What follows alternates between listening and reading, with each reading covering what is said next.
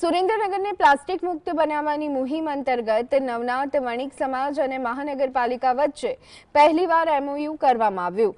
પ્લાસ્ટિકના સ્થાને કાપડની બેગનો ઉપયોગ વધારવા માટે શહેરમાં કાપડની બેગનું વિતરણ કરાશે। ટૂંક સમયમાં કાપડની બેગનું ઉત્પાદન શરૂ કરાશે। શહેરમાં કાપડની થેલીનો ઉપયોગ ફરજિયાત કરવા મુદ્દે નિર્ણય લેવાશે। પ્લાસ્ટિકના કારણે વાતાવરણ અને પર્યાવરણને વધુ નુકસાન પહોંચે છે અને તેથી આ મુહિમ શરૂ કરવામાં આવી છે।